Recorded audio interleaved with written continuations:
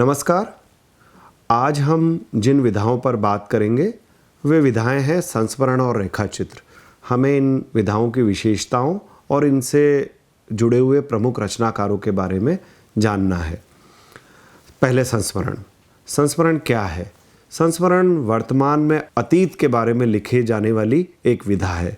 ये आत्मकथा नहीं होते और न ही जीवनी। संस्मरण में कोई लेखक किसी अपने परिचित व्यक्ति या घटना या प्रसंग के बारे में वर्णन करता है और उसी से वो संस्मरण बनता है।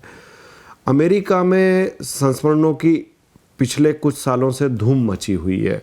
अमेरिका के एक बड़े लेखक जो कि विधाओं के बड़े जानकार माने जाते हैं, उन्होंने लिखा है, विलियम जिन्सर, उन्होंने लिखा है कि यह संस्मरण का युग है। 20वीं सदी के अंत के पहले कभी भी अमेरिकी धरती पर व्यक्तिगत आख्यान की ऐसी ज़बरदस्त फसल नहीं हुई थी। हर किसी के पास कहने के लिए एक कथा और हर कोई कथा कह रहा है। तो एक संस्मरण के संबंध में यह है कि संस्मरण कोई भी व्यक्ति लिख सकता है, उसके लिए लेखक होना ज़रूरी नहीं है। हाँ, यह है कि अच्छे लेखक अच्छा संस्मरण लिखते हैं, उनके लिखे हुए का महत्व या उनके लिखे हुए की रंजकता अधिक होती है। पहले हम संस्मरण और आत्मकथा का अंतर समझ लें। यह अंतर खाली विधाओं का नहीं है, रूप का नहीं है। आत्मकथा, ऐसा माना जाता है कि आत्मकथा का लेखक जो है आत्मचिंतन कर सकता है, लेकिन संस्मरण को लिखने वाले को इसका अवकाश नहीं मिलता। ऐसा इसीलिए है कि संस्मरण में ऐसा माना जाता है कि जिस व्यक्ति या घटना या प्रसंग पर लिखा जा रहा है, हम लेखक को उसी के आसपास रहना है। वह उनकी व्याख्या तो कर सकता है, लेकिन जीवन की गहराई में जाने का अवकाश वहाँ संभवतः नहीं होता। अरुण प्रकाश, जो कि जानकार माने जाते हैं हिंदी में विधाओं के संबंध में लिखने के लिए, उनको हम आदर से याद करते हैं। कहानीकार और उपन्यासकार थे अरुण प्रकाश। अरुण प्रकाश जी ने लिखा है, संस्मरण अतीत के खास क्षणों, महत्वपूर्ण मोड़ों को फिर से जीवित करने की कोशिश करते हैं। कई बार संस्मरण लिखते समय अतीत की साधारणता भी महत्वपूर्ण लगने लगती है। आत्मकथा में निजी जीवन के दस्तावेजीकरण की कोशिश लेखक करता है, तो संस्मरण में दस्तावेज की शुष्कता के बजाय भावना अधिक सक्रिय हो उठती है। अरुण प्रकाश जी के इस कथन को समझने की ज़रूरत है, क्योंकि यहाँ उनके इस कथन में ही संस्मरण के रूप की व्याख्या भी छिपी हुई है। उन्होंने ये भी लिखा था कि अतीत के मुलाकाती परिजन घटनाएं जितनी आत्मीयता से संस्मरण में प्रस्तुत हो पाती है, उतनी दूसरी और कहीं नहीं। उन्होंने सवाल किया कि संस्मरण क्या सत्य का आभास उत्पन्न कर सकते हैं? तो उन्होंने जवाब दिया, हाँ, इसका उत्तर रचना पद्धति से मिलता है। संस्मरण की प्रस्तुति कथा जैसी ही होती है, कथात्मक ही होती है, लिहाजा उसमें कथानक, चरित्र, वातावरण, विवरण, संवाद, थीम और क्रम विभाजन भी होते हैं। जैसे कथाकार किसी काल्पनिक घटना को या किसी काल्पनिक प्रसंग को इन्हीं सारे उपकरणों के माध्यम से विश्वसनीय बनाता है, ठीक वैसे ही संस्मरण लेखक भी इन्हीं उपकरणों को इस्तेमाल करता है, आजमाता है, और कई बार ये कहा जा सकता है कि झूठी याद को, झूठी स्मृति को भी सत्य के जैसा विश्वसनीय बना देता है। तो संस्मरण लेखक भी इन्हीं उपकरणों का इस्तेमाल करता है और आजमाता है। हम याद करें, देखें कि कौन कौन सी इस विधा में की शुरुआत कहाँ से हुई, ये विधा हिंदी में कब से देखने को मिलती है, इस विधा में कौन सी पुस्तकें सबसे पहले आई। इससे पहले एक बात और ध्यान देने की है, वह यह है कि संस्मरण के बारे में कहा जाता है कि वह इतनी तरल विधा है कि अपने बारे में अगर आप संस्मरण लिखेंगे तो आत्मकथा जैसी लगेगी, कई बार दूसरे के संबंध में लिखते हुए रेखा चित्र या निबंध का एहसास होता है, और जगहों या यात्राओं के बारे में लिखेंगे संस्मरण तो वो यात्रा संस्मरण हो जाएगा। लेकिन हम जानते हैं कि ये इस तरलता के बावजूद संस्मरणों का अपना रूप, अपना ढंग, अपना चलन है। पहली किताब जो संस्मरणों की हिंदी में देखने को मिलती है, पढ़ने को मिलती है, पद्म सिंह शर्मा की पद्मराग, जो 1929 में आई थी। इसके बाद 1943 में जनार्दन प्रसाद द्विज की किताब आई चरित्र रेखा। शांति प्रसाद द्विवेदी छायावाद के युग के रचनाकार, 1946 में उनकी किताब आई पंचचिन्ह। शिवपूजन सहाय जो कि बड़े रचनाकार थे, वे दिन वे लोग, 1946 में उनकी किताब आई। भदंत आनंद कौशल्यायन की किताब जो भूल न सका, 1946 में। महादेवी वर्मा, उन्हें याद करना जरूरी है क्योंकि उनकी किताब 1947 में आई थी स्मृति की रेखाएं, जिसे हम संस्मरण और रेखा चित्र दोनों दीवारों के आसपास, दोनों के आसपास ये कह सकते हैं कि कभी वो हमें संस्मरण जैसी लगती है, कभी रेखा चित्र जैसी लगती है, क्योंकि दोनों में इतना जीना फर्क है कि विधाओं की आवाजाही हमें देखने को मिलती है।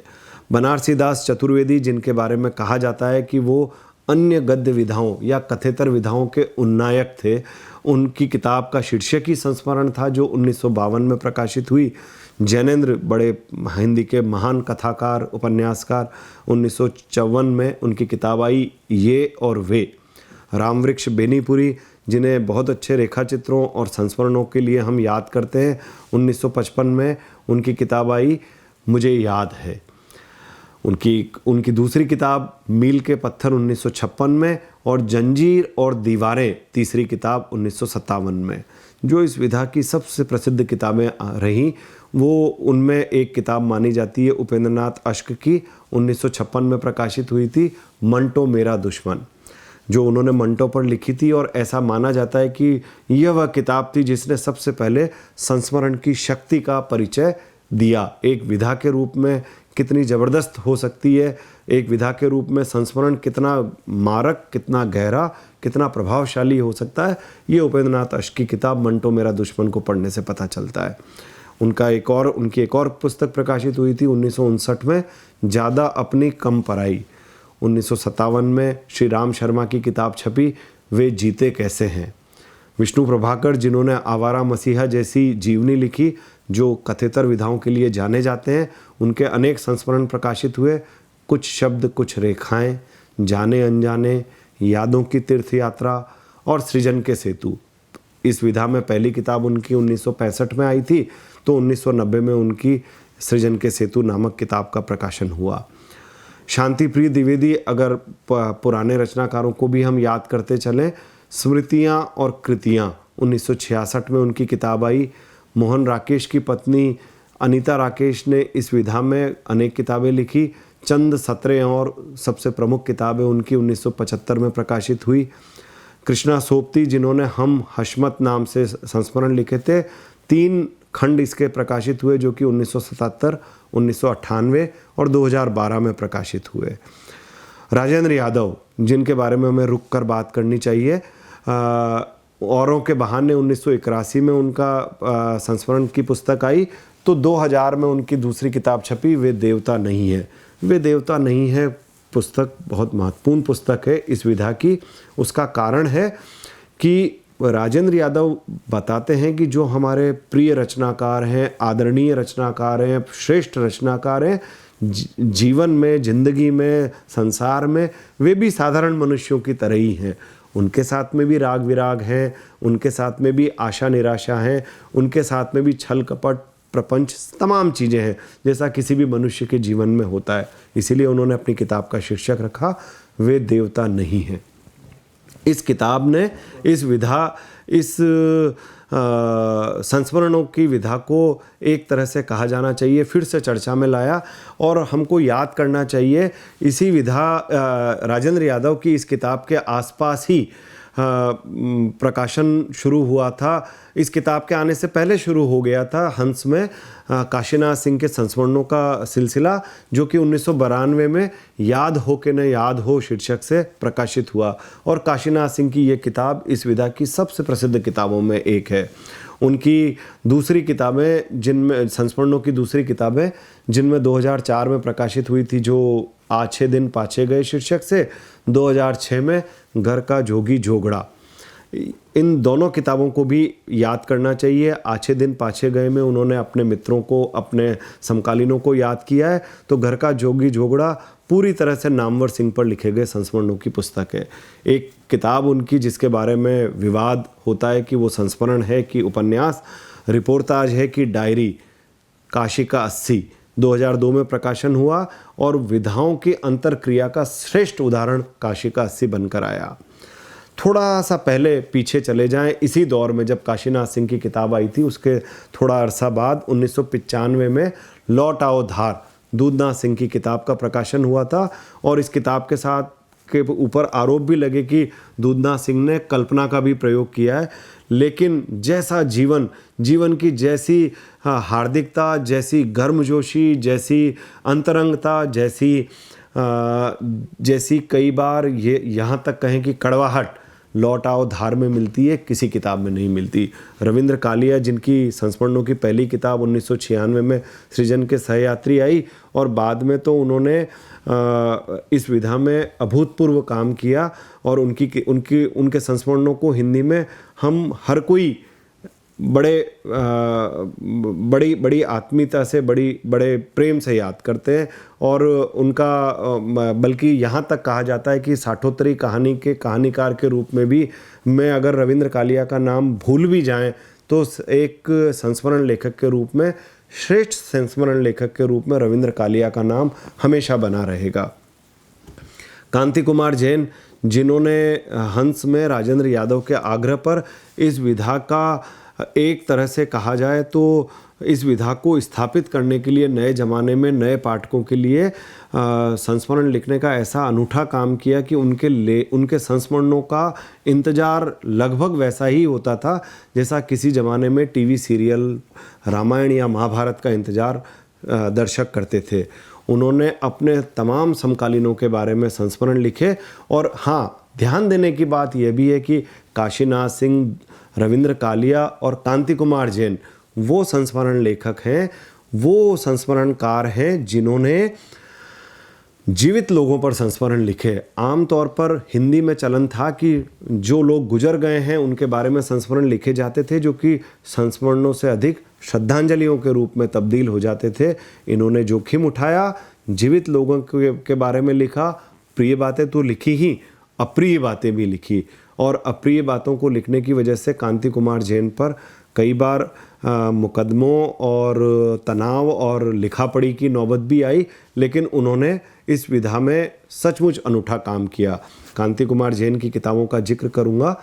2002 में उनकी किताब आई लौट कर आना नहीं होगा, 2006 में जो कहूँगा सच कहूँगा, 2010 में बैकुंठपुर में बचपन।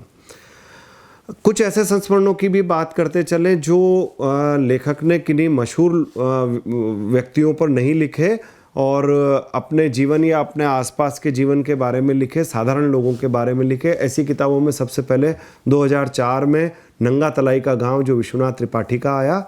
2012 में उन्होंने बड़े लोगों पर, विख्यात लोगों पर संस्मरण लिखा था, गंगा स्नान करने चलोगे। गंगा स्नान करने चलोगे उनके संस्मरणों की कहा जाए तो एकमात्र किताब है। विश्वनाथ त्रिपाठी ने इस किताब में हजारी प्रसाद द्विवेदी से लगाकर भरत सिंह उपाध्याय जैसे भूले बिसरे विद्वान को भी याद किया है।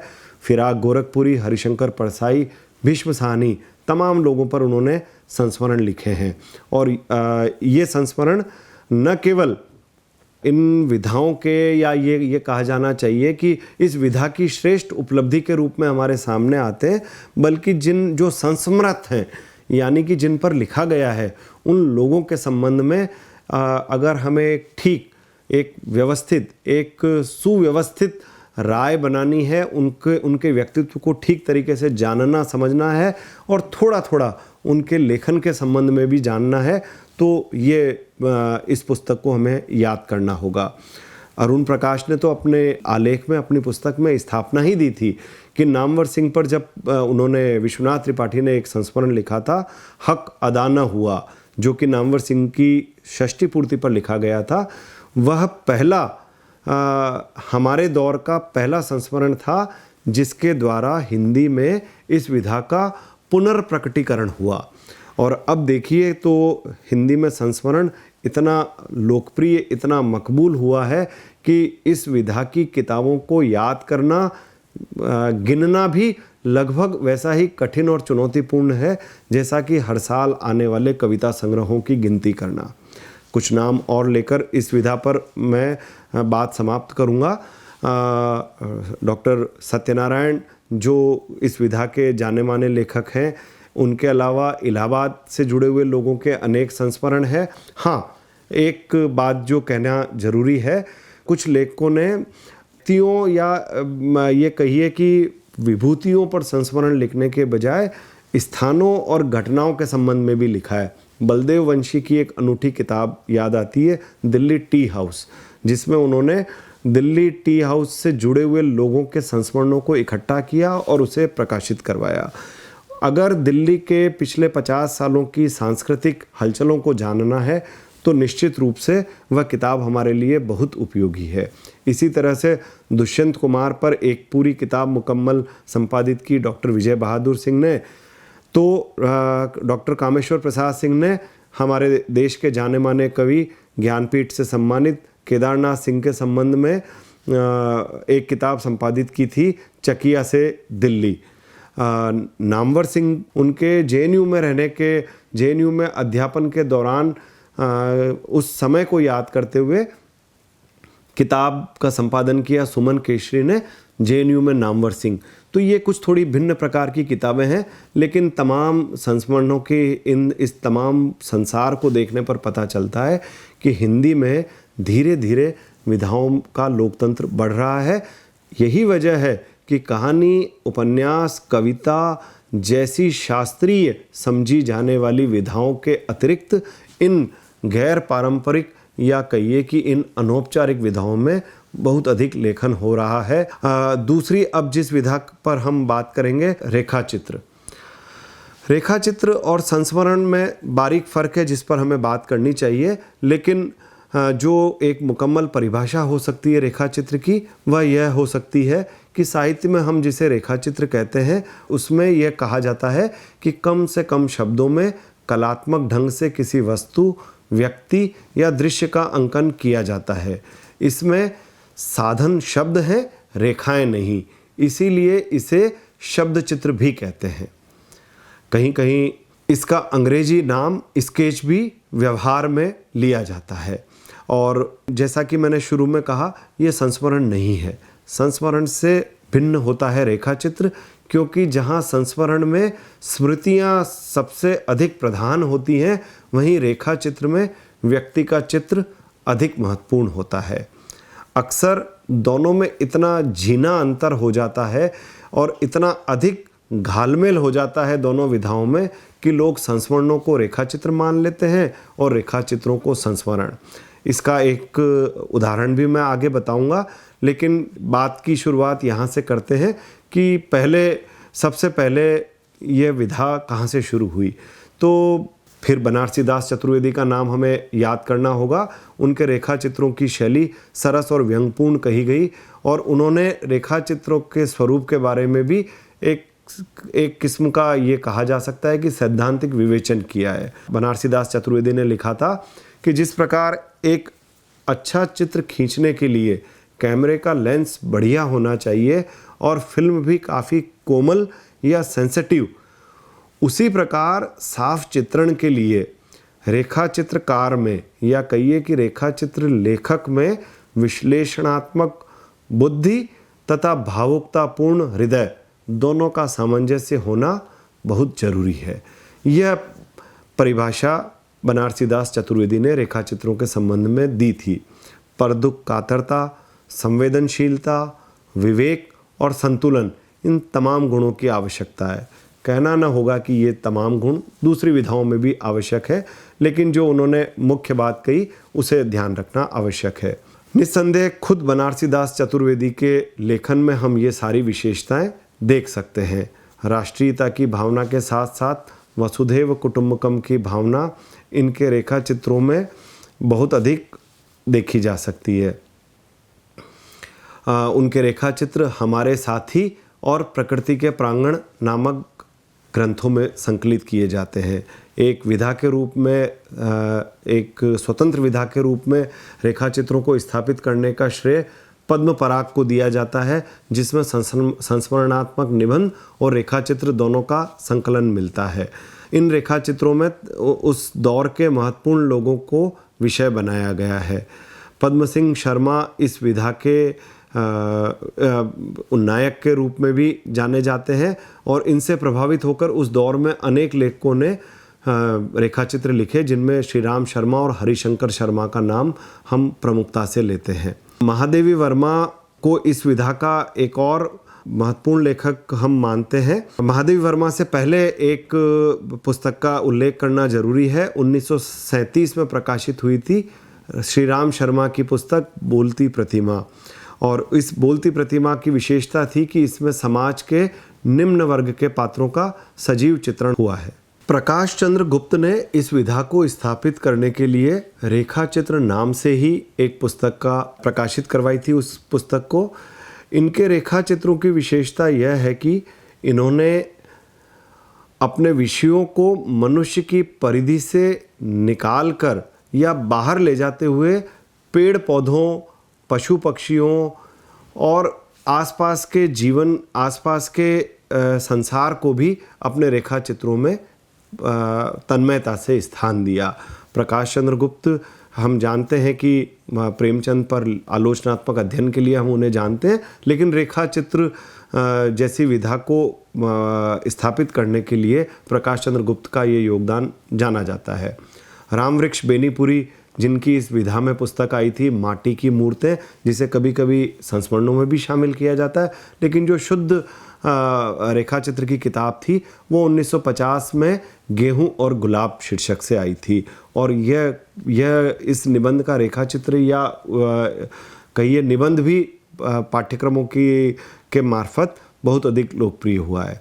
कन्हैयालाल मिश्र प्रभाकर, जो इस विधा के बड़े प्रसिद्ध लेखक हुए हैं, उनकी पुस्तकें भूले हुए चेहरे, बाजे पायलिया के घुंघरू, जिंदगी मुस्काई, दीप जले शंख बजे, क्षण बोले कण मुस्काए, महके आंगन चहके द्वार और माटी हो गई सोना, ये तमाम पुस्तकें कन्हैयालाल मिश्र प्रभाकर की प्रसिद्ध हुई।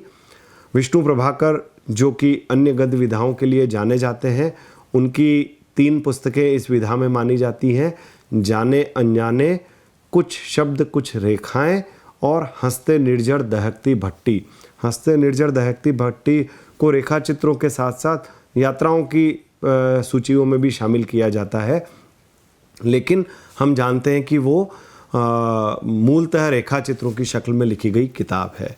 जो कुछ और लेखक इस विधा में के लिए जाने जाते हैं, उनमें पुराने लेखकों में देवेंद्र सत्यार्थी, डॉक्टर नगेंद्र, विनय मोहन शर्मा और जगदीश चंद्र माथुर के नाम हैं। जगदीश चंद्र माथुर की पुस्तक पाठ्यक्रमों में भी रही और बड़ी लोकप्रिय हुई, लेकिन इधर हमारे दौर में जिन 2 लेखकों की किताबों को हम याद कर सकते हैं और जिन्हें हम मकबूल मान सकते हैं इस विधा के लिए, उनमें पहली किताब थी स्वयं प्रकाश की हम सफ़रनामा, जिसका प्रकाशन 2000 में हुआ था, और बाद में इसका एक नया संस्करण 2010 के आसपास फिर हुआ, जिसमें उन्होंने कुछ और रेखा चित्रों को जोड़ दिया था। रेखा चित्रों की स्वयं प्रकाश की इस किताब की विशेषता यह थी कि उन्होंने संस्मरण लिखने की बजाय अपने जिन लोगों पर उन्होंने रेखा चित्र लिखे, याद करता हूँ मैं, उन्होंने इस पुस्तक में नामवर सिंह, काशीनाथ सिंह, राजेंद्र यादव, कमलेश्वर, ज्ञान रंजन, कमला प्रसाद, रमेश उपाध्याय, मन्नू भंडारी, राजस्थान के कुछ लेखक जिनमें कमर मेवाड़ी, मदन डागा और रघुनंदन त्रिवेदी तक नए लेखकों को भी उन्होंने शामिल किया था। और स्वयं प्रकाश की इस पुस्तक के बारे में मैं ये कह सकता हूँ कि यह पुस्तक इस विधा के उस स्वरूप को याद दिलाती है या उस स्वरूप की प्रतिष्ठा करती है जहाँ एक व्यक्ति के बारे में एक जिस पर रेखाचित्र लिखा गया है या खींचा गया है उसके व्यक्तित्व को किस तरह से उभारा जा सकता है, उसके व्यक्तित्व को किस तरीके से देखा समझा जा सकता है, उसके लिए स्वयं प्रकाश के रेखाचित्रों को हम भूल नहीं सकते। मैं याद करता हूँ जो नामवर सिंह पर उन्होंने रेखाचित्र लिखा है, योग्य गुरु योग्य शिष्य, उसका शीर्षक है। और उसमें उन्होंने नामवर सिंह से अपनी मुलाकातों या उनके संबंध में अपने कुछ संस्मरणों को हरगिज नहीं लिखा है। उन्होंने बताया है कि कैसे एक व्यक्ति, एक मनुष्य के रूप में नामवर सिंह का संघर्ष यहाँ तक पहुँचा कि उन्हें हिंदी के सबसे प्रतिष्ठित विद्वान के रूप में हिंदी जगत में मान्यता मिली। और छोटी सी पुस्तक हमसफरनामा में उन्होंने स्वयं प्रकाश ने अनेक अपने समकालीनों के बारे में लिखते हुए इस बात का भी ध्यान रखा कि वे जजमेंटल ना हो, वे निर्णय ना दें, वे अपने इन लेखकों के बारे में ऐसी बात ना कहें या ऐसी अप्रिय बात ना कहें जिससे कि पाठक उनके बारे में कोई खास तरह की छवि का निर्माण कर ले। वे अपनी समझ से उस व्यक्ति का चित्र खींचते हैं। व्यक्ति अच्छा है या नहीं अच्छा है यह तय करना, इसका निर्णय पाठक के विवेक पर वे छोड़ देते हैं।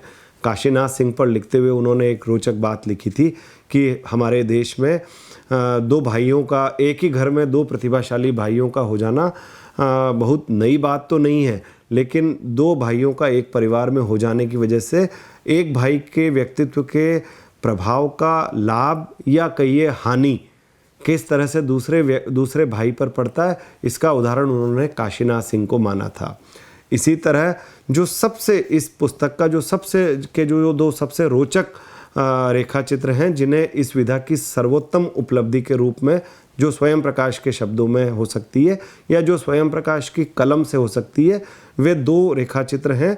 अब उनके दो मित्रों, दो समकालीनों के ऊपर लिखे गए रेखाचित्र, असगर वजाहत और राजेश जोशी पर लिखते हुए वे इतने काव्यात्मक हो जाते हैं कि एक जगह लिखते हैं कि राजेश अपनी अच्छी अच्छी कविताएं लिखने के लिए क्या करता होगा, तो खुद ही जवाब देते हैं, ज़रूर वह यह करता होगा कि रात को, चांदनी रात को अपने घर के पीछे खाली जगह में एक झील खोद लेता होगा और उसमें पानी भरकर नाव छोड़ता होगा और उस नाव में बैठकर कविता लिखता होगा।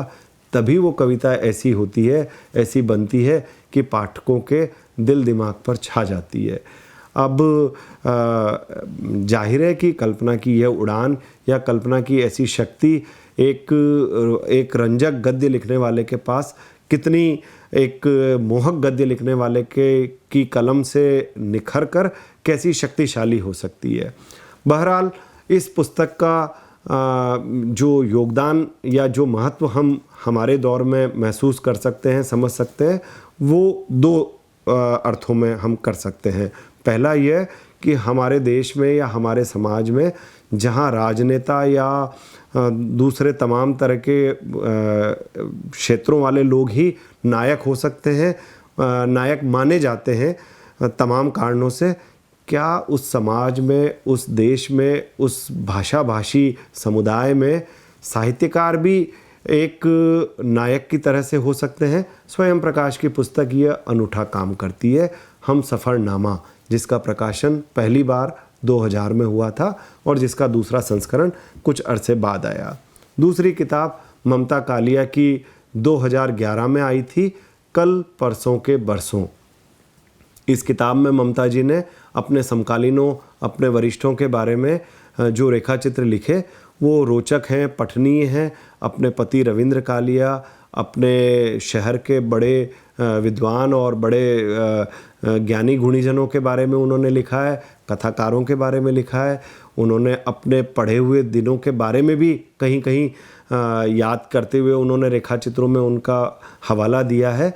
तो ममता जी और स्वयं प्रकाश, इन दोनों की इन पुस्तकों के साथ हम रेखा चित्रों पर इस बातचीत को समाप्त कर सकते हैं। आखिर में मैं कह सकता हूँ कि संस्मरण और रेखा चित्र, ये दोनों विधाएं हमारे समय की एक नई ज़रूरत के रूप में सामने आती हैं, क्योंकि इन विधाओं का जो असली महत्व है वो महत्व इस रूप में है कि ये विधाओं को, ये लेखन को जनतांत्रिक बनाती है, उसका अधिक व्यापकता से विस्तार करती है और लेखन के संसार में उन लोगों को भी आने का न्योता देती है जो लोग लेखक के रूप में प्रतिष्ठित नहीं हो सके थे या लेखक के रूप में इस समुदाय में, इस समाज में आने का साहस नहीं कर सके थे। कांति कुमार जैन बहुत बड़े भाषा विज्ञान के विद्वान के रूप में जाने जाते थे, लेकिन अब उनको हिंदी के तमाम पाठक बड़े सफल संस्मरण लेखक के रूप में याद करते हैं। काशीनाथ सिंह साठोत्तरी कहानी के मकबूल कहानीकार थे, लेकिन अब हमारी पीढ़ी के लोग, नई पीढ़ी के लोग उन्हें संस्मरणों और काशी का 80 जैसी किताब के लिए जानते हैं। तो मित्रों, मेरा विश्वास है कि इस बातचीत से हम इन दोनों विधाओं के संबंध में अपनी रुचियों को बढ़ा सकेंगे, इन विधाओं के बारे में और अधिक गहराई से जानने समझने की तरफ बढ़ सकेंगे। धन्यवाद।